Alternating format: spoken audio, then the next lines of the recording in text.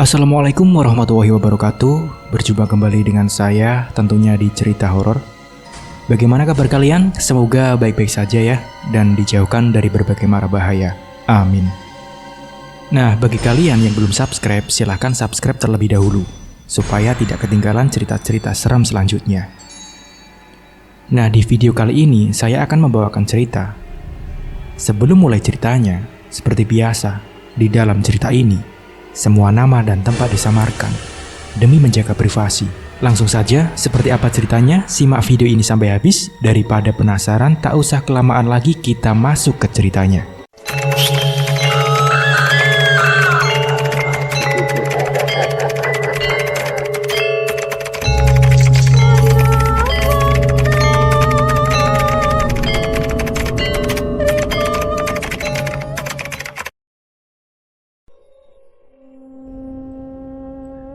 Sebut saja namanya Hasan. Hasan adalah salah satu anak dari pemilik perusahaan besar dalam bidang properti. Hasan anak bungsu dari 3 bersaudara. Ayahnya bernama Pak Anton. Beliau ini memiliki usaha properti sejak Hasan masih kecil. Kala itu, ayahnya sedang bekerja sama untuk mendapatkan tender dengan salah satu perusahaan besar. Pak Anton menginvestasikan sebagian uangnya kepada perusahaan besar itu sebagai modal. Setelah beberapa bulan, akhirnya Pak Anton lah yang memenangkan tender itu. Dia pun mendapat keuntungan dari perusahaan besar itu. Tender yang didapatkan Pak Anton ini adalah berupa tanah yang luas, yang nantinya akan dibangun sebuah perusahaan mewah. Lokasinya berada di perkomplekan. Waktu itu Pak Anton sudah melaksanakan rapat dengan perusahaan yang besar, yang bekerja sama dengan perusahaannya Pak Anton. Oke, pembangunan akan segera dilaksanakan minggu depan. Persiapkan semuanya ya, ucap direktur perusahaan lain. Siap Pak, ucap Pak Anton. Dan mereka sepakat agar proyek pembangunannya segera dibangun dalam waktu 3 bulan saja. Perumahan yang dibuat kali ini lumayan besar, dengan bangunan berlantai 2. Lahan tanahnya sangat luas, dengan tanah merah yang gersang. Akhirnya, Pak Anton mencari seorang kontraktor untuk mencarikan tentang bahan-bahan dan peralatan untuk pembangunan seperti semen, pasir, batu, genteng, dan lain-lainnya. Kontraktor juga mengundang tukang dengan jumlah banyak karena supaya pembangunannya segera selesai sesuai target. Kontraktor memperkerjakan sekitar 30 tukang untuk proyek pembangunan ini. Saat itu juga, Pak Anton memberi tugas untuk Hasan untuk ditugaskan menjaga pembangunan proyek ini. Memang Hasan bekerja bersama dengan ayahnya. Dia bekerja sebagai pengurus pembangunan milik ayahnya. San, kamu mau kan ayah tugaskan sebagai pengurus pembangunan proyek ini? Tanya Pak Anton. Iya Pak, siap. Aku mau, jawab Hasan. Seminggu kemudian, akhirnya pembangunan proyek itu segera dilaksanakan. Saat itu, sebelum mulai pembangunannya, seluruh pekerja berdoa bersama terlebih dahulu demi kelancaran proyeknya. Samping komplek yang akan dibangun perumahan ini, ada sebuah kebun yang luas dengan banyak pohon bambu dan juga persawahan. Hari pertama pembangunan dimulai dengan membuat kerangka rumahnya terlebih dahulu. Pekerjaan proyek ini dilakukan di malam harinya, karena siang harinya tidak memungkinkan. Karena lokasi pembangunan perumahan ini yang ada di komplek ada sebuah wisata, jadi tidak mau terganggu pembangunannya, karena banyak wisata yang berdatangan setiap harinya. Karena wisata ini cukup terkenal, banyak wahana wisata anak-anak, dan yang menjadi daya tarik dari wisata ini adalah dengan kolam renangnya yang cukup luas. Para pekerja, kontraktor, manajer, bahkan Hasan ini bekerja dari pukul 8 malam sampai jam 3 pagi. Malam itu Hasan dan pekerja lainnya dihadapkan dengan masalah yang cukup membuang waktu pembangunannya. Di tanah luas yang dibangun perumahan itu, di tengah-tengahnya terdapat sebuah pohon beringin besar. Sepertinya usianya yang sudah tua, dengan akar yang menjalar ke tanah. Akarnya pun tebal dan besar. Aduh, gimana nih Pak Aris? ucap Hasan. Pak Aris ini adalah manajer proyek yang ikut dalam pembangunan proyek ini. Tugas dari manajer proyek ini mulai dari pembangunan perencanaan, mengalokasikan tim, migrasi risiko, hingga membuat report untuk para stakeholder.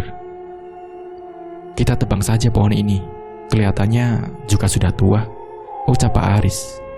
Oke Pak, setuju, jawab Hasan. Hasan pun memerintahkan salah satu pekerja untuk memotong pohon beringin besar itu.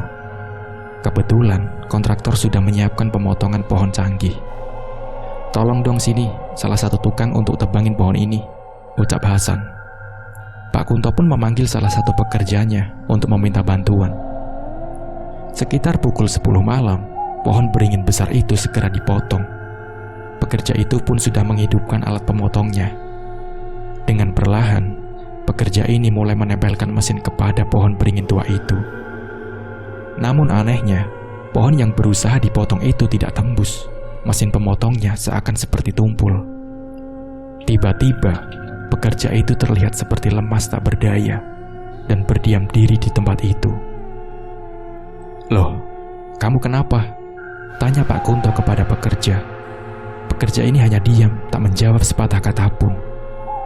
Mesin pemotong pun langsung dimatikan dan pekerja itu disuruh untuk istirahat saja. Sudah, ini tolong dibawa dulu ke sana. Lemas banget kelihatannya, ucap Hasan. Akhirnya, tanpa berputus asa, Pak Kunto memerintahkan 2 tukang sekaligus untuk memotong pohon itu. Mesinnya mulai dihidupkan kembali, dan pada saat memotong, sama seperti awal, tidak tembus pada batang pohon tersebut. Kemudian, kedua pekerja ini sama seperti pekerja yang pertama. Yang satunya lemas, tidak berdaya, dan yang satunya lagi pingsan. Tolong itu diangkat mesinnya, dimatikan terlebih dahulu, ucap Hasan. Kedua pekerja itu pun dibawa ke tempat pekerja yang pertama untuk beristirahat. Tadi sudah makan belum? Kok pada lemas begitu? Tanya Hasan. Mereka hanya diam tidak menjawab apapun. Seakan mulutnya terkunci, susah untuk ngomong. Sedangkan pekerja yang pingsan itu mencoba disadarkan oleh Pak Kunto dengan mengolesi minyak kayu putih pada hidungnya. Dan beberapa menit kemudian, akhirnya pekerja yang pingsan ini tersadarkan diri. Tadi kamu kenapa kok pingsan? Tanya Hasan. Nggak tahu Pak, tiba-tiba saya lemas dan gak sadar, ucapnya. Dari kejadian ini, Hasan sudah sangat buntu pikirannya, hingga memutuskan untuk dikerjakan dengan cara manual. Pak Aris, gimana ini? Apa kita lakukan dengan cara manual saja? Tanya Hasan. Tiba-tiba salah satu pekerja nyeletuk pada Hasan. Maaf Pak, memakai mesin potong saja tidak bisa, apalagi harus menggunakan manual, ucapnya. Iya Pak, apalagi melihat ketiga ini menggunakan mesin saja lemas, apalagi dengan manual Pak, sahut pekerja yang lain. Hasan menghela nafas panjang, seakan pikirannya sudah buntu dan tidak ada ide lain. Terus gimana ini Pak Aris? Tanya Hasan. Coba saya hubungi direktur dulu, jawabnya. Akhirnya Pak Aris menghubungi direktur untuk memberitahu kejadian malam ini. Halo Pak Rahman, di sini ada kendala nih Pak, soal pohon besar yang menghalangi pembangunan proyek ini, ucap Pak Aris. Masalah pohon biar saja besok, kalian kerjakan saja yang lain, ucap Pak Rahman. Mendengar perkataan Pak Rahman, akhirnya pekerja lain melanjutkan kembali pekerjaannya. Sedangkan ketika pekerja yang masih lemas dibiarkan untuk istirahat terlebih dahulu. Sudah, kalian semua kembali ke pekerjaan masing-masing. Masalah pohon kita atasi besok, ucap Pak Aris. Malam itu juga Pak Rahman menghubungi salah satu orang pintar yang sepertinya sudah dikontrak oleh Pak Rahman, karena dia sudah biasa membantu Pak Rahman tentang hal-hal seperti itu. Halo Mbah, saya butuh bantuan. Ada kendala di pohon besar pembangunan proyek, ucap Pak Rahman. Baik, besok saya akan ke sana, jawab Mbah Jarot. Singkat cerita, di malam kedua, Pak Rahman mendatangkan seorang dukun yang bernama Mbah Jarot. Mbah Jarot datang sendirian, entah dia naik apa dari rumahnya. Yang jelas dia tiba-tiba saja datang. Sebelumnya, Pak Rahman sudah memberitahu kepada Hasan bahwa malam ini akan kedatangan dukun bernama Mbah Jarot. Hasan menghampiri ke arah Mbah Jarot yang sedang berjalan. Mbah Jarot ya? Tanya Hasan. Mbah Jarot hanya mengangguk menjawab pertanyaan dari Hasan. Mari Mbah, saya tunjukkan tempatnya, ucap Hasan. Hawanya panas sekali di sini, ucap Mbah Jarot. Mbah Jarot pertama kali menginjakkan kakinya menuju ke dalam komplek itu terasa sangat panas. Padahal Hasan tidak merasakan panas sama sekali, malah dia merasakan dingin. Waktu itu sekitar pukul 9 malam. Mbah Jarot duduk berdiam menatap ke arah pohon beringin itu dengan tajam. Membuat Hasan kebingungan karena melihat Mbah Jarot hanya berdiam diri saja, tidak melakukan apapun. Maaf Mbah, gimana Mbah? Ada apa di pohon beringin besar itu? Tanya Hasan penasaran. Namun Mbah Jarot tidak menjawab pertanyaan dari Hasan. Dia tetap fokus menatap ke arah pohon beringin tersebut. Beberapa saat, Mbah Jarot terbangun dan menghampiri ke arah pohon beringin besar itu. Dalam waktu yang bersamaan, Hasan mendengar ada suara arangan dari salah satu pekerjanya. Kemudian Mbah Jarot melambaikan tangannya ke arah Hasan. Hasan pun menghampiri ke arah Mbah Jarot yang berada tepat di depan pohon beringin itu. Ada apa Mbah? Ada yang bisa saya bantu? Tanya Hasan. Bawa pekerja itu ke sini, ucap Mbah Jarot. Hasan pun menghampiri ke arah pekerja yang sedang kesurupan. Cepat, bawa dia ke arah pohon itu, diperintah oleh Mbah Jarot, ucap Hasan. Pekerja lain mencoba menyeret tubuhnya dengan kekuatan penuh menuju ke pohon beringin besar itu. Ini Mbah orangnya, ucap Hasan. Dudukan di bawah, pinta Mbah Jarot. Dia pun didudukan di tanah bawah pohon beringin itu. Dan seluruh pekerja, bahkan Hasan pun disuruh untuk menjauh dari situ. Mbah Jarot memegang kepalanya pekerja itu dengan merapalkan mantranya. Mau kamu apa? Tanya Mbah Jarot. Sosok yang ada di dalam tubuh pekerja itu berbicara sesuatu kepada Mbah Jarot. Entah apa yang mereka bicarakan, yang jelas Hasan tidak mendengar. Mbah Jarot menyipratkan air putih yang sebelumnya sudah disiapkan. Air putih itu dicipratkan kepada wajah pekerja itu. Tiba-tiba saja, pekerja itu pingsan dan lemas tak berdaya. Akhirnya, para pekerja lain datang untuk membawa dia yang pingsan itu ke tempat gudang. Di komplek itu kebetulan ada sebuah gudang yang cukup besar, biasanya untuk tempat barang-barang bekas yang ada di wisata kolam renang tersebut. Mbah Jarot lalu menghampiri ke arah Hasan, Pak Kunto, dan Pak Aris.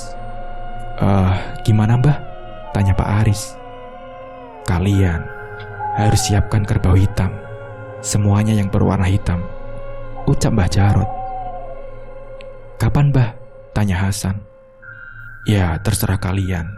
Kalau kalian ingin cepat proses pembangunannya, ya lakukan segera, ucap Mbah Jarot. Baik Mbah. Lalu kerbau itu diapakan Mbah? Tanya Pak Aris. Kalian hanya butuh kepala kerbaunya saja. Kepala kerbau hitam itu lalu nantinya dikuburkan tempat di samping pohon itu, ucap Mbah Jarot. Setelah itu Mbah Jarot pun berpamitan untuk pulang. Kalau begitu saya pulang dulu ya, ucap Mbah Jarot. Biar saya antar Mbah, ucap Hasan. Mbah Jarot pun mau untuk diantar oleh Hasan pulang. Hasan mengantarkan Mbah Jarot dengan menggunakan mobilnya. Sedangkan Pak Aris membicarakan tentang kerbau hitam itu kepada Pak Kunto. Kun, pokoknya besok kamu pergi cari kerbau hitam itu. Entah di mana tempatnya. Yang penting harus segera dapat kerbau hitam itu, ucap Pak Aris. Iya, baik Pak, jawabnya singkat. Soalnya, biar proyek ini segera selesai, jawab Pak Aris.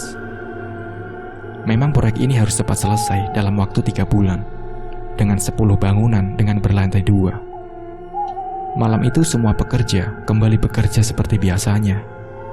Setelah mengantarkan Mbah Jarot, Hasan kembali lagi ke tempat pembangunan perumahan itu. Malam itu salah satu pekerja ada yang kebelet buang air kecil. Dia pergi ke toilet umum yang letaknya dekat pohon beringin besar itu.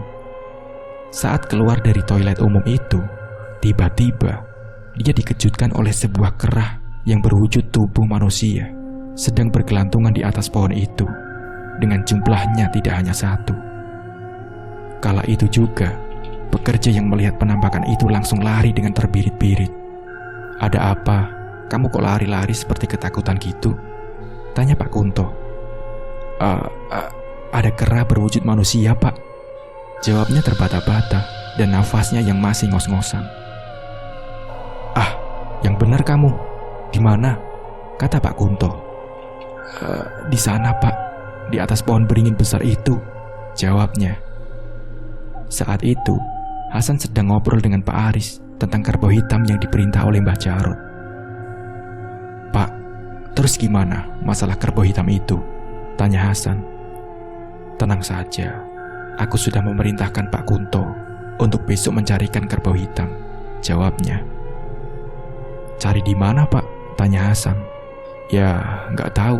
Di mana saja. Yang penting dia harus segera dapat," jawab Pak Aris. Di keesokan paginya, Pak Kunto berpamitan untuk pergi mencari kerbau hitam di berbagai kota. "Pak, saya pamit dulu ya," ucap Pak Kunto. "Iya, hati-hati ya. Semoga cepat dapat," jawab Pak Aris. Pak Kunto pun mencari sendiri dengan menggunakan mobil ke kota lain. Pak Kunto sudah menelusuri ke beberapa tempat penjual kerbau. Namun, dia belum juga menemukan kerbau hitam yang dicarinya. Waktu sudah sore. Akhirnya, Pak Kunto memutuskan untuk pulang karena nanti malam juga akan kembali kerja. "Gimana, Kun? Apa sudah dapat kerbau hitamnya?" tanya Pak Aris. Belum, Pak. Kerbau warna hitam langka, Pak," jawab Pak Kunto. "Pokoknya, saya nggak mau tahu. Besok kamu harus dapat dan cari lagi ke daerah lain, cari kerbau hitam," ucap Pak Aris. "Iya, baik, Pak. Saya besok akan pergi cari lagi," ucap Pak Kunto. Di malam harinya, seperti biasa, semua bekerja dengan pekerjaan masing-masing. Namun ada suatu kejadian yang menimpa salah satu pekerja. Dia tertimpa balok kayu dari atas bangunan lantai 2.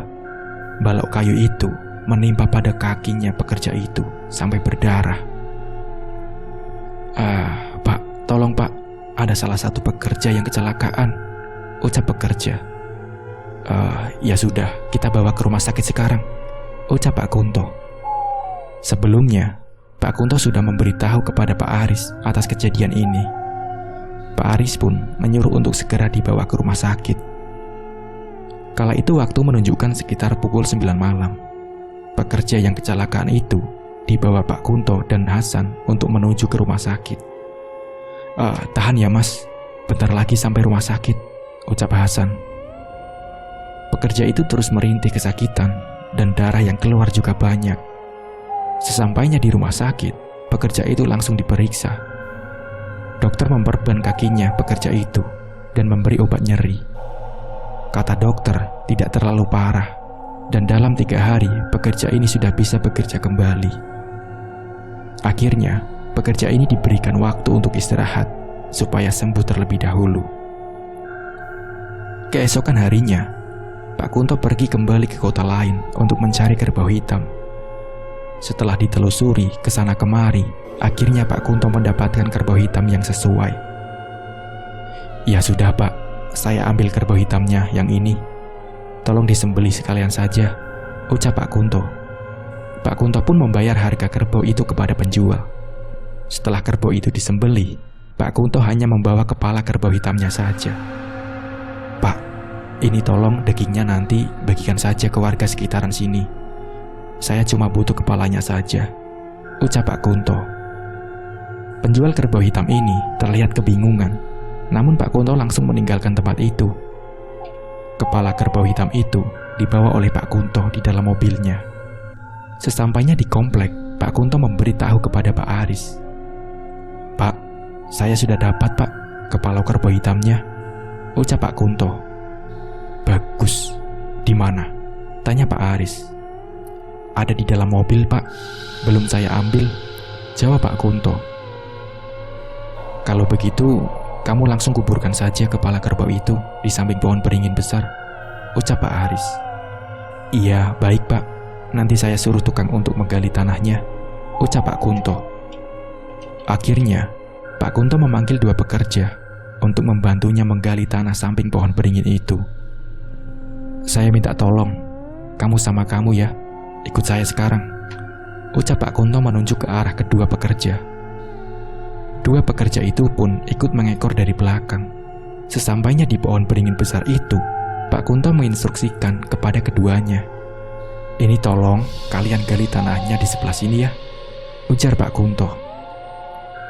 Keduanya mulai menggali tanah itu dengan menggunakan cangkul, sedangkan Pak Kunto menunggu dan meneduh di bawah pohon beringin. Waktu penguburan itu dilakukan malam hari, sekitar pukul 9 malam. Setelah selesai menggali, Pak Kunto pergi ke mobilnya untuk mengambil kepala kerbau hitamnya. Kepala kerbau hitam itu sudah dimasukkan ke dalam plastik transparan terlebih dahulu. Ini tolong dikuburkan ya, ucap Pak Kunto. Iya, baik Pak, jawab kedua pekerja itu. Setelah selesai penguburan kepala kerbau hitam itu, Pak Kunto memberitahu kepada Pak Aris. Pak, itu sudah selesai penguburan kepala kerbaunya, ucap Pak Kunto. Bagus, kalau begitu sekarang kita tebang pohon itu, jawab Pak Aris. Sekitar pukul 12 malam, salah satu pekerja ditugaskan untuk menebang pohon beringin itu dengan menggunakan mesin pemotong.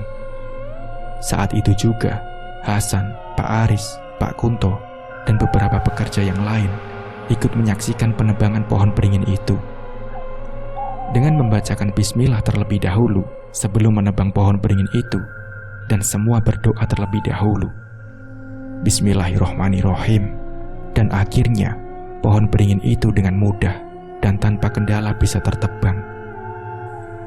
Membuat Pak Aris, Pak Kunto, dan Hasan merasa lega karena pohon beringin itu akhirnya bisa ditebang. Semua batang dan dedaunan dari pohon beringin itu dibuang ke kebun samping komplek, sedangkan tanahnya mulai diratakan kembali. Suatu ketika, ada salah satu pekerja yang biasanya ditugaskan untuk membelikan makanan untuk para pekerja lain istirahat makan. Memang dia paling muda dan selalu ditugaskan untuk membeli makanan. Namanya Wawan. Malam itu Wawan diperintahkan oleh Pak Kunto untuk membelikan nasi bungkus di warung yang jaraknya sekitar 20 meter dari komplek. Seperti biasanya, para pekerja ini diberi waktu istirahat saat jam 1 malam karena untuk mengisi kembali energinya. Wan, tolong belikan nasi bungkus seperti biasa di warung biasanya ya, ucap Pak Kunto. Berapa Pak? Tanya Wawan.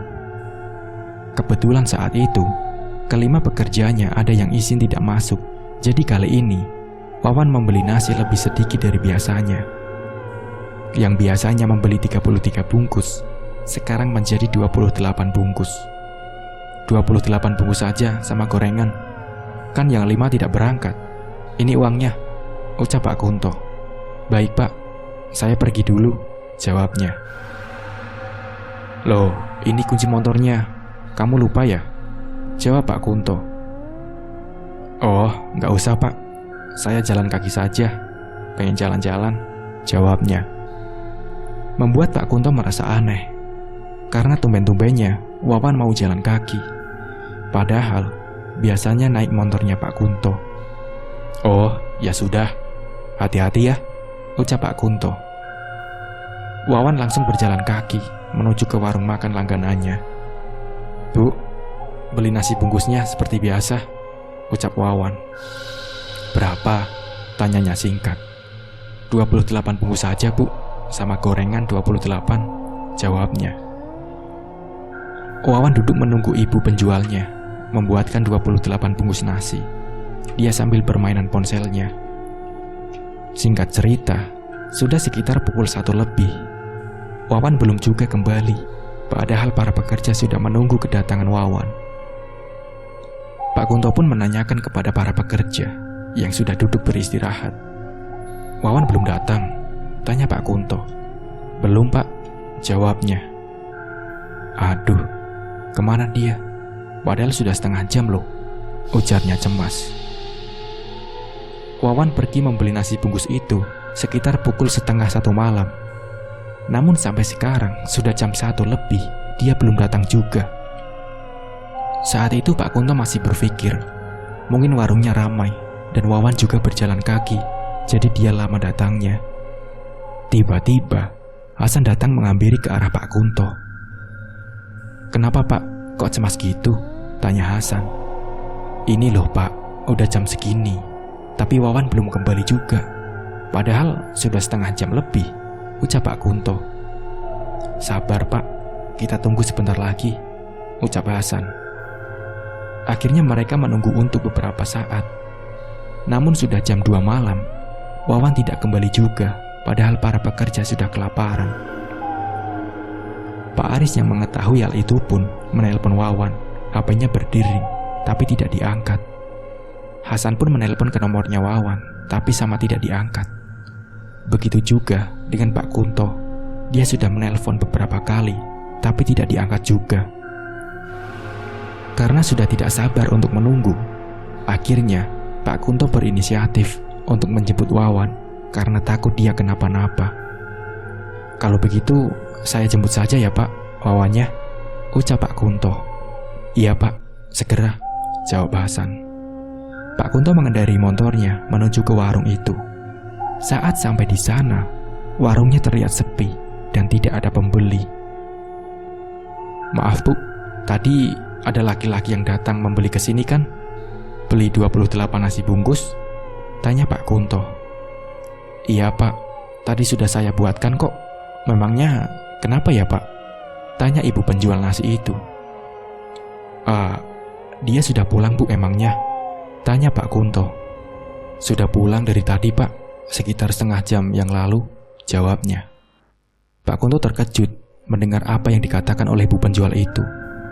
"Ya sudah, kalau gitu saya pamit dulu ya, Bu," ucap Pak Kunto. Pak Kunto sengaja memperlambat motornya dan melihat ke kanan dan ke kiri jalan, siapa tahu bertemu dengan Wawan. Namun Pak Kunto tidak menemukan Wawan sama sekali. Akhirnya Pak Kunto kembali ke komplek, dan kebetulan di depan komplek itu ada pos satpam. Di pos satpam itulah Pak Kunto menanyakan kepada satpam. "Pak, tadi lihat Wawan gak?" tanya Pak Kunto. "Lihat, Pak, tadi sudah pulang kok, sudah masuk," jawabnya. Setelah mendengar jawaban dari Pak Satpam, Pak Kunto kembali masuk ke perumahan untuk melihat Wawan. Karena dalam pikirannya, mungkin tadi dia lewat jalan lain dan gak berpapasan. Wawan sudah sampai?" tanya Pak Kunto. Belum, Pak," jawab Hasan. "Belum? Padahal kata Pak Satpam tadi dia sudah masuk ke dalam," jawabnya. Karena Pak Kunto merasa kasihan terhadap pekerja-pekerjanya, Pak Kunto kembali lagi ke warung itu untuk membeli nasi bungkus lagi. Ada apa lagi, Pak?" tanya ibu warung. "Mau beli nasi bungkus lagi, Bu, 28 bungkus sama gorengan," ucap Pak Kunto. "Loh, bukannya tadi sudah, Pak?" ucap ibu penjual nasi itu. "Udah, buatkan saja, Bu," ucapnya sedikit kesal. Penjual pun membuatkan 28 bungkus nasi, dan Pak Kunto menunggu dengan sabar. Setelah selesai, Pak Kunto bergegas segera kembali karena sudah ditunggu para pekerjanya.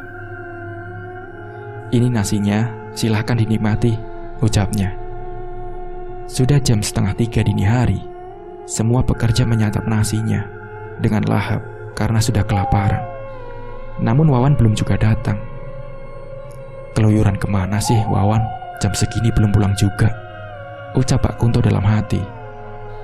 Singkat cerita, jam pulang kerja pun tiba. Semua para pekerja juga sudah bersiap-siap untuk pulang. Sekitar pukul 4 pagi, sebelum pulang, Pak Aris menanyakan kepada para pekerjanya sebelum pulang tentang keberadaan Wawan.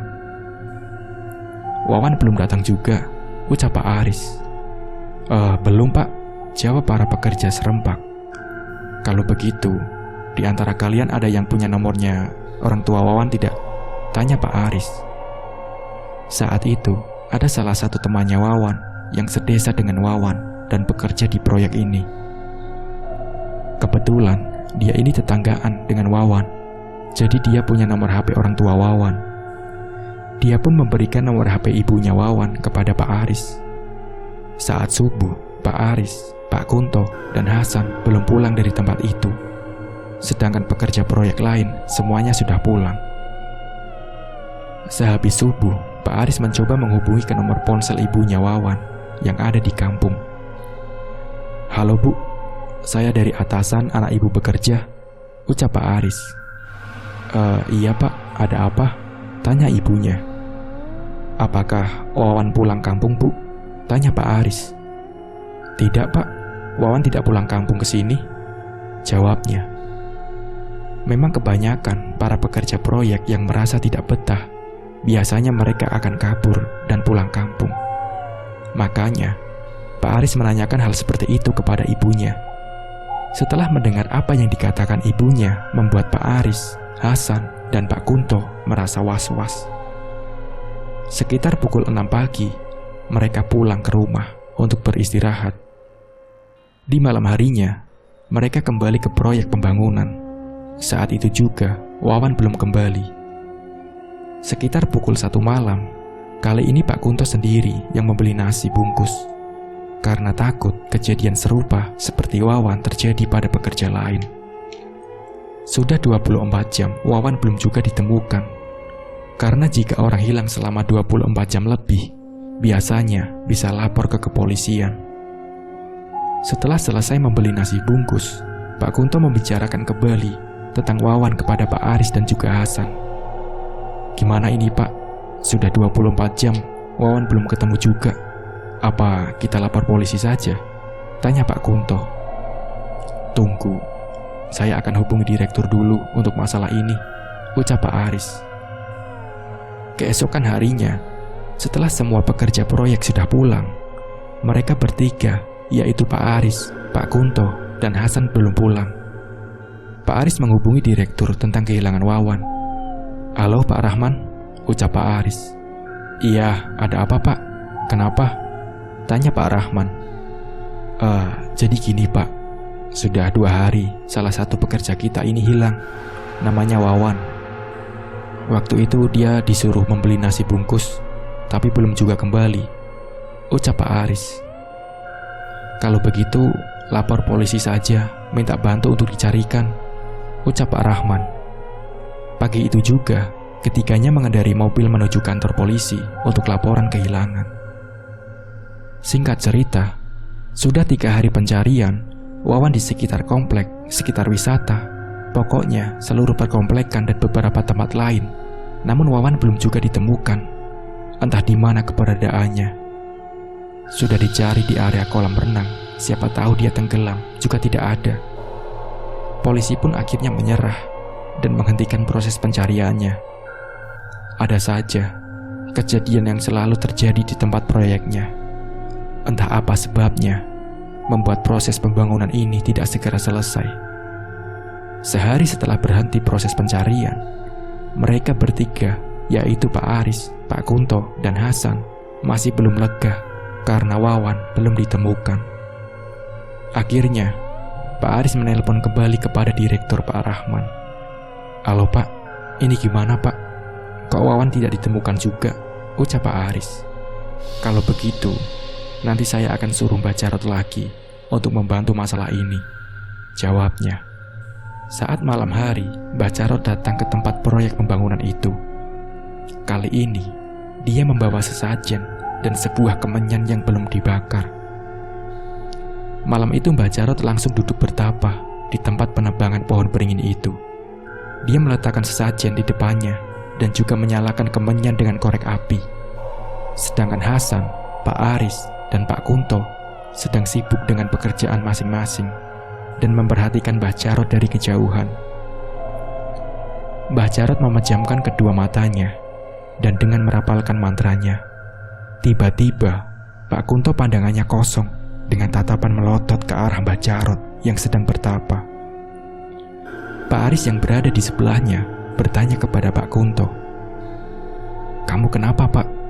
Kamu gak apa-apa kan?" tanya Pak Aris. Namun seketika, Pak Aris ditonjok oleh Pak Kunto dengan pukulan tangannya yang keras.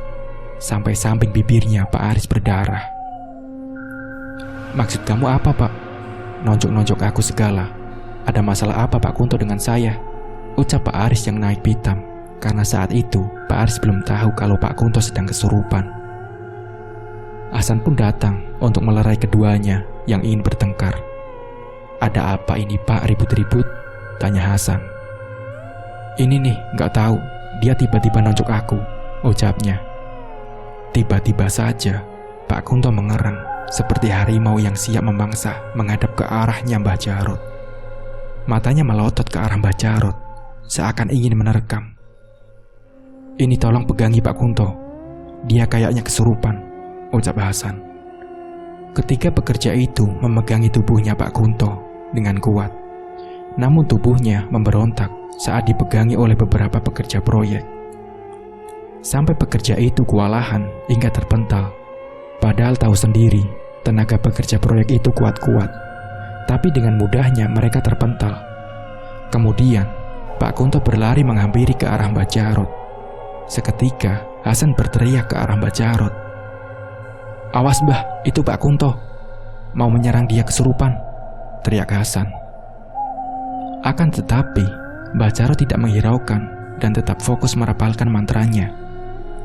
Tiba-tiba saja kakinya Pak Kunto berhenti begitu saja saat tangan Mbah Jarot diangkat ke atas menghadap ke arah Pak Kunto. Tangannya seperti menyetop ke arah Pak Kunto, namun hadapannya masih tetap menghadap ke arah depan. Tiba-tiba Pak Kunto terpental dan jatuh. Namun sosok yang ada di dalam dari Pak Kunto itu seketika terbangun kembali dan menyerah ke Mbah Jarot seperti ingin mencekiknya. Pak Kunto menatap tajam ke arah Mbah Jarot. Lalu Mbah Jarot meletakkan telapak tangannya ke dahinya Pak Kunto. Kemudian Pak Kunto terdiam seketika.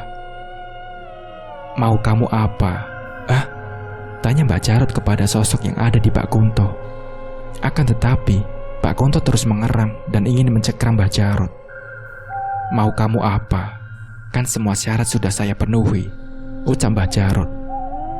"Kamu berbohong kepadaku," ucapnya.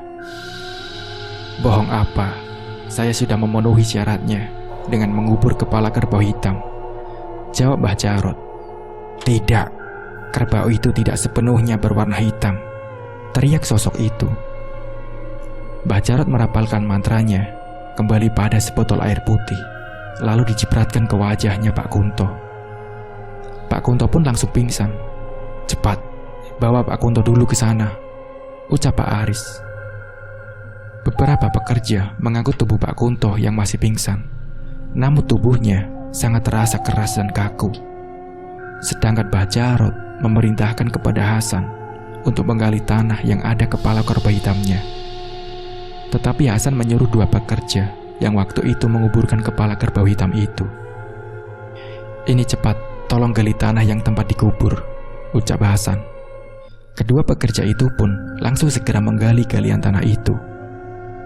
Setelah selesai, Mbah Jarot meminta untuk segera dibuka bungkus plastik transparan tersebut. "Coba, cepat buka bungkus plastik itu," ucap Mbah Jarot. Saat dibuka, kepala kerbau hitam itu masih utuh dengan warnanya. "Bener kok Mbah, warna hitamnya sesuai dengan apa yang Mbah perintahkan waktu itu," ucap Hasan. "Lihat dan cari warna lain di sekeliling kepala kerbau itu," pinta Mbah Jarot. Pak Aris dan Hasan meneliti dengan seksama seluruh kepala kerbau hitam itu. Dan benar, ternyata ada sedikit corak warna coklat berada pada samping leher kepala kerbau itu. Ini alasannya mengapa penunggu daerah sini marah dan menyurupi ke tubuh Pak Kunto, karena warna seluruh kepalanya tidak sepenuhnya hitam, ucap Mbah Jarot. Tiba-tiba saat terungkap itu semua, Pak Aris menghampiri ke arah Pak Kunto yang belum tersadarkan diri. Seketika Pak Kunto melek dengan tatapan kosong. "Kamu sudah sadar, Pak Kun?" tanya Pak Aris. Tiba-tiba, Pak Kunto terbangun dan kembali mengerang. Kemudian Pak Aris dan Hasan pun kembali mundur ke belakang. Saat itu juga, Hasan memanggil Mbah Jarot yang sedang bertapa kembali di tempat pohon beringin itu. "Mbah, tolong Mbah, itu Pak Kunto sepertinya kesurupan lagi," ucap Hasan. Tanpa menjawab sepatah kata pun, Mbah Jarot akhirnya bangun dan menghampiri ke arah Pak Kunto. Sama seperti tadi, Pak Kunto menatap tajam ke arah Mbah Jarot saat Mbah Jarot sedang melangkahkan kakinya menuju Pak Kunto. Saat itu juga, Pak Aris menelpon direktur untuk datang ke pembangunan proyek ini. "Halo Pak Rahman, bisa datang ke sini sekarang nggak?" ucap Pak Aris. Ada apa emang?" tanya Pak Rahman. "Ini Pak, kontraktor kita kesurupan," ucap Pak Aris. "Oh iya ya, bisa, saya kesana sekarang," jawabnya. Padahal waktu sudah menunjukkan pukul 12 malam, tetapi Pak Rahman menyanggupi untuk datang. Beberapa saat kemudian, Pak Rahman datang bersama dengan asistennya dan memarkirkan mobilnya di depan halaman. Mbah Jarot kemudian menanyakan kepada sosok yang ada di dalam tubuhnya Pak Kunto. "Di mana kamu menyembunyikan Wawan bekerja proyek ini?" tanya Mbah Jarot. Seketika, Pak Aris dan Hasan terkejut karena ternyata Wawan diumpetkan oleh sosok yang ada di sini. Namun Pak Kunto hanya menggelengkan kepalanya dan tidak mau memberitahu di mana keberadaan Wawan. "Cepat, jawab di mana Wawan, atau kubunuh kau," ucap Mbah Jarot. Tiba-tiba, jari telunjuk Pak Kunto itu menghadap ke arah kebun yang rindang. Akhirnya, Mbah Jarot mengeluarkan sosok itu yang ada di dalam tubuhnya Pak Kunto. Seketika Pak Kunto pingsan kembali dan lemas tubuhnya. "Ayo, kita pergi ke kebun itu," ucap Mbah Jarot. Hasan, Pak Aris, Pak Rahman, dan rekan kerja Pak Rahman serta Mbah Jarot pergi ke arah perkebunan dengan menggunakan 2 senter yang dipegang oleh Pak Aris dan Hasan. Mereka menyoroti ke arah semak-semak belukar yang ada di kebun itu, namun tidak menemukan Wawan. "Mbah, tidak ada tanda-tanda Wawan kok," ucap Hasan. Mbah Jarot terus merapalkan mantranya dan pandangannya tertuju pada pojok kebunnya. "Dia tidak ada di sini, tapi di sana," ucap Mbah Jarot dengan menunjuk ke arah pojok kebun itu. "Ayo, kita ke sana," pinta Mbah Jarot. Mereka semua akhirnya berjalan menyusuri jalan setapak di tengah kebun itu dengan penerangan senter. Saat sedang berjalan menuju ke arah selokan pojok kebunnya, mereka semua dikejutkan dengan suara kera yang bersahutan dan ditampakkan wujudnya di atas pohon rambutan yang ada di kebun itu. Tetapi Mbah Jarot meminta untuk tetap tenang dan fokus berjalan menuju ke arah selokan besar yang ada di pojok kebun. "Sudah, jangan hiraukan, kita lanjutkan saja," ucap Mbah Jarot.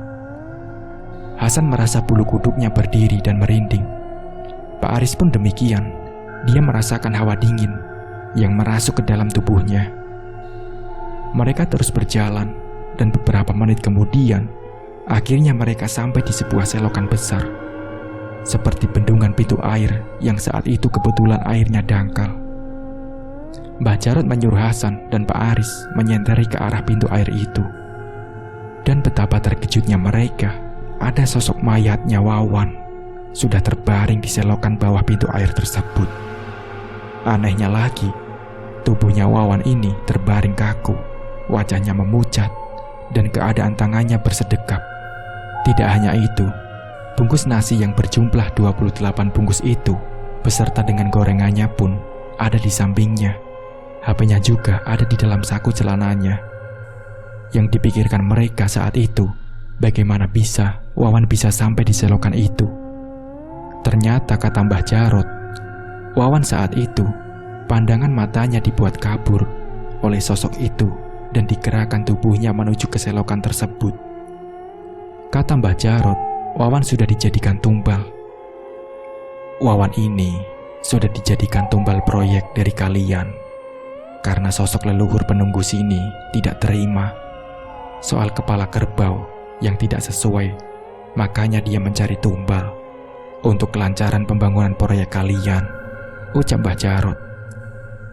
Tubuh Wawan tertimpa oleh sebuah bangunan semen yang ada di pintu selokan tersebut. Saat itu, jatuh tepat berada di dadanya Wawan. Dari kejadian itu, Pak Rahman langsung menghubungi kepolisian yang waktu itu membantu menolong pencarian Wawan. Sekitar pukul 2 malam, akhirnya dari pihak kepolisian itu datang ke tempat itu. Polisi pun melakukan penyelidikan dan mengidentifikasi mayatnya Wawan. Saat pengambilan mayatnya Wawan, Pak Rahman langsung mengeluarkan ponselnya dan kemudian memvideo karena untuk barang bukti. Mayatnya Wawan pun dibawa ke rumah sakit untuk dilakukannya autopsi.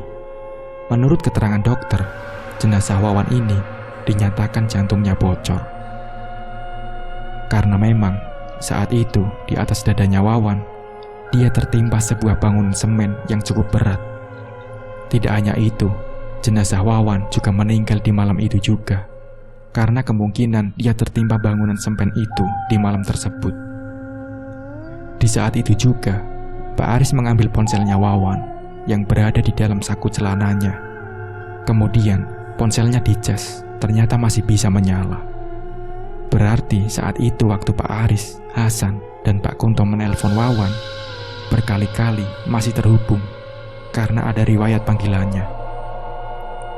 Jadi, saat itu dia sudah pingsan, atau bahkan sudah langsung mengembuskan nafas terakhirnya. Kenapa saluran air itu tidak ada airnya? Karena saat itu, pintu airnya sedang terjadi kerusakan. Jadi, tidak ada air yang mengalir di situ. Pak Aris pun mengabarkan kepada orang tuanya Wawan yang ada di kampung. "Halo, Assalamualaikum," ucap Pak Aris. "Waalaikumsalam, ada apa ya Pak?" tanya Ibu Wawan. Jadi begini Bu, saya mau mengabarkan kalau anak Ibu, Wawan, mengalami kecelakaan kerja Bu. Dan sekarang Wawan meninggal dunia, jelas Pak Aris. Karena Pak Aris tidak mengatakan apa yang sebenarnya, dia mengatakan kalau ini semua kecelakaan kerja. Sehari setelah jenazahnya Wawan dibawa pulang ke kampung kelahirannya, dan dari pihak kantor pun bertanggung jawab kepada pihak keluarganya atas kejadian ini dengan jumlah yang banyak. Dari kejadian itu, tempat wisata tersebut akhirnya ditutup dan tidak dioperasikan kembali. Pembangunan perumahan itu pun terhenti, membuat ayahnya Hasan mengalami kerugian yang sangat besar. Setahun kemudian, pembangunan perumahan itu pun kembali dilanjutkan pembangunannya karena mereka ingin segera perumahan itu jadi. Soalnya sudah banyak yang mencari perumahan di situ. Akhirnya, pembangunan dilanjutkan. Sebelum memulai pembangunannya kembali, Hasan mengundang Mbah Jarot untuk mengusir sosok-sosok penunggu yang ada di situ sampai bersih. Mbah Jarot pun menyanggupinya karena dia diiming-imingi dengan bayaran yang sangat besar. Mbah Jarot pun mulai merapalkan mantranya dan melakukan ritual di tempat pohon beringin itu. Tiba-tiba, hembusan angin seperti angin puting beliung datang, menghampiri komplek perumahan itu. Semuanya panik, mereka seperti diputar-putarkan, hingga ada yang terbang melayang. Namun Mbah Jarot tetap fokus merapalkan mantranya.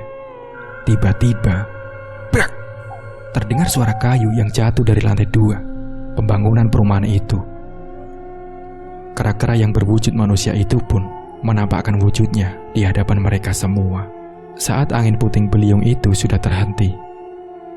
Tidak hanya itu, mereka juga mencium ada bau anyir darah dan bau kembang-kembang yang menyeruak di hidung. Seketika, mereka merinding dan mengelus tubuhnya karena dingin. Dan seketika, kera-kera itu menghilang entah pergi kemana. Setelah selesai melakukan ritualnya, Mbah Jarot menghampiri ke arah mereka. "Sudah aman, mereka sudah pergi," ucap Mbah Jarot. "Kalian sudah bisa melanjutkan pembangunan ini," tambahnya. "Terima kasih Mbah, ini imbalannya," ucap Hasan dengan memberikan sekepok uang dengan amplop coklat kepada Mbah Jarot. Mbah Jarot pun pergi dari tempat itu tanpa mengatakan apapun. Singkat cerita, pembangunan perumahan itu sudah selesai dan siap ditinggali. Di suatu malam, Pak Anton dan Hasan mendatangi ke perumahan itu karena masih ada yang harus diselesaikan soal listriknya. Saat itu, Pak Anton bersama dengan Pak Aris sedang berdiskusi. Tiba-tiba saja, Hasan mengantuk. Dia pun izin untuk pergi ke mobil terlebih dahulu untuk tidur. "Iya, aku pergi ke mobil duluan ya, soalnya aku ngantuk banget," ucap Hasan.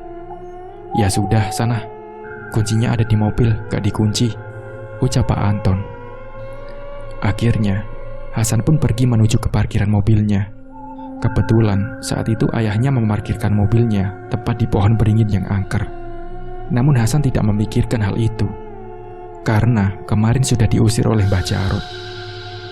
Hasan tertidur terlentang di kursi samping supir, yang kursinya dibuat baring. Dia menutup kedua matanya dengan lengan tangannya tepat berada di kedua matanya. Baru beberapa saat dia berbaring, tiba-tiba ada yang membuka pintunya dan menutup kembali. Terdengar suara mesin mobil yang dihidupkan.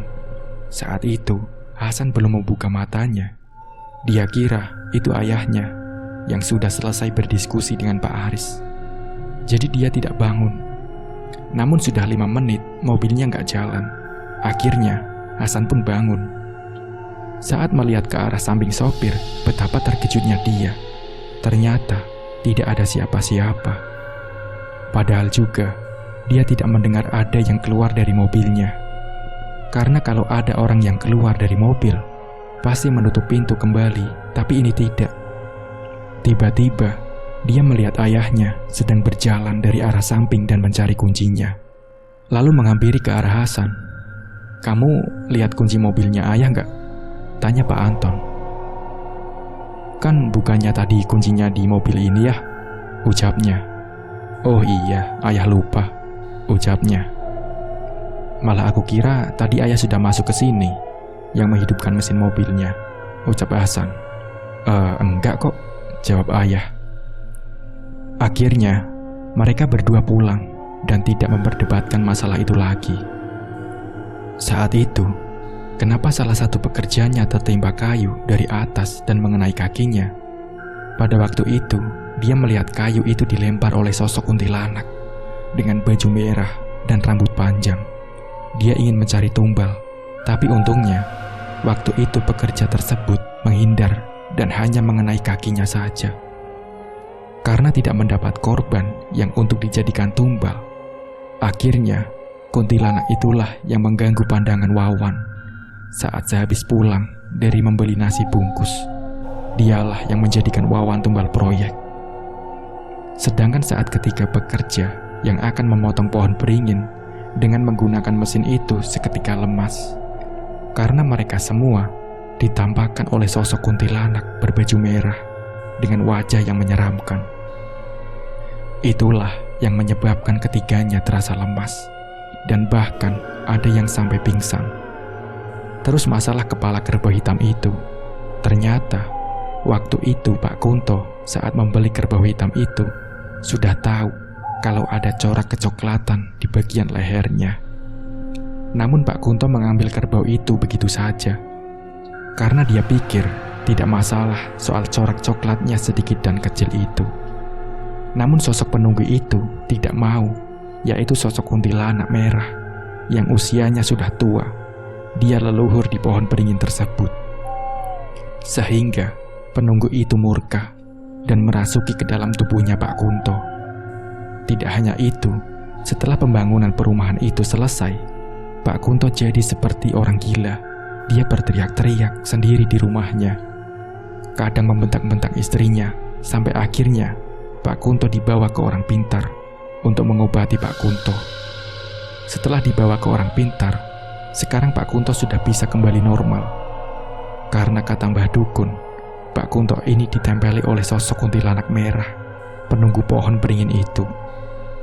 Ternyata ritual yang dilakukan oleh Mbah Jarot waktu itu tidak mempan, karena daerah perumahan tersebut masih banyak sosok-sosok yang menunggu penghuni perumahan yang baru itu. Memang, kata warga setempat, tempat itu memang angker. Kenapa Pak Anton tergiur? Karena dia mendapat penawaran dengan harga yang sangat murah. Sehingga Pak Anton pun tertarik. Ternyata di balik murahnya tempat ini ada sesuatu. Apalagi kebun tempat Wawan meninggal yang dijadikan tumbal proyek ini sangat angker karena dulunya bekas pembuangan sosok-sosok hantu. Namun sampai sekarang, wisata itu dan rumah milik Pak Anton ini masih tetap berjalan. Nah, kira-kira seperti itu ceritanya. Semoga bisa diambil pembelajarannya.